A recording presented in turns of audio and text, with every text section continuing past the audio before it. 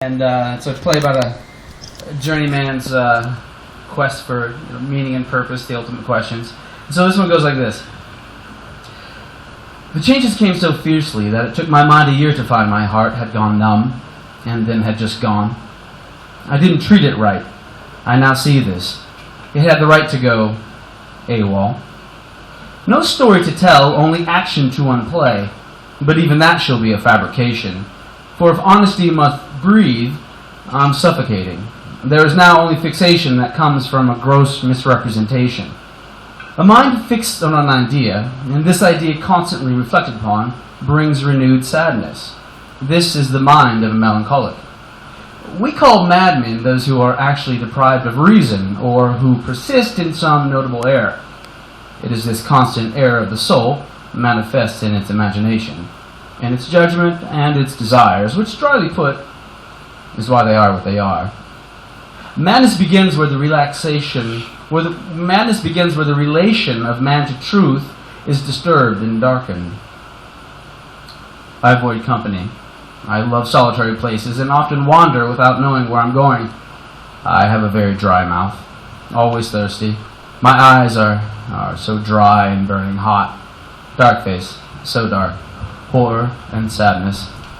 Often I cannot rise from bed, and when I get on my feet I don't even move unless some force comes inside of me and wills it. I loathe company. I don't pay attention when I'm spoken to and rarely make an answer. You see, I work up a detachment in the midst of action. I shall use my eyes with just the right intonation to show you that this aloofness is not mere reflection.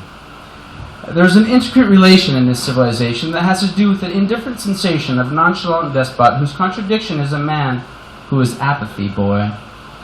If I'm at odds with some truth, then I must lose, in some romantic way, the light coming when it is darkest.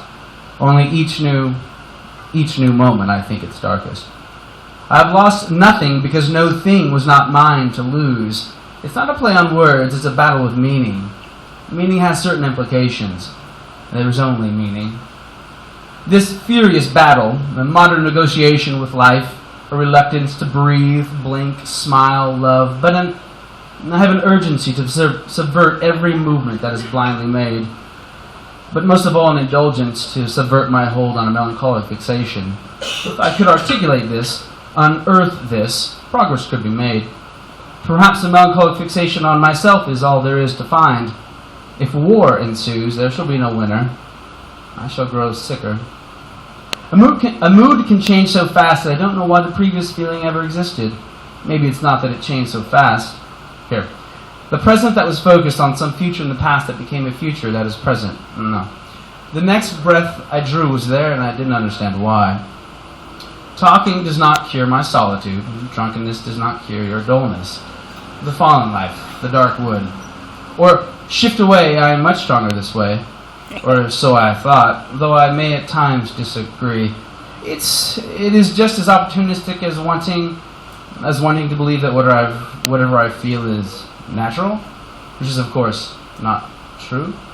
It is only not true if the world does not solely exist in my own head. For I like to think that the world only exists in my mind. I like to think that I'm the god of my own world, and I admire myself in my godlike status. There are, of course, some thoughts that do not alienate, that make me dream and smile. So many words flood me, but alas, only vowels and consonants, symbols and beliefs, correlated to possibly create that handle, that hold on life, that interestingly won't let go of me, but more obviously I won't let go of. Nothing's there because I will it. That is to say, my will, my I am, is not enough. This is for certain. My battle with this is a bloody one. I'm losing, let's be honest. I don't want to drown, it's just that I cannot swim, nor can I fly. This godlike power is probably a lie. There is very little in me that is or ever was domestic. The desperation is all that moves me. Walking full dialogue with myself, I suppose that if you are alive, you may hear me, for this town is small. Drama creates rather large ripples in this water of life. Of course, a master of Zen would, or did, lead me to believe that man enters the water and makes no ripple. He is insignificant, all illusion, 'tis all a dream on a nameless day, on an unimportant year. Small finite beings have little importance to the infinite. Then again, when I throw pebbles into the water, they make ripples. Certainly when I throw myself into water, I make ripples that never end. The weather exists. The rain falls even if I ignore my drenched soul. And the sun, it shines to light that which not or has no light. It shines light even to me. Focusing adrift, my mind avoids questions and answers. I drink water and my mouth is dry. Today I may die. I make it rhyme, vaguely inspired. Maybe in time I'll feel the fire. Thank you.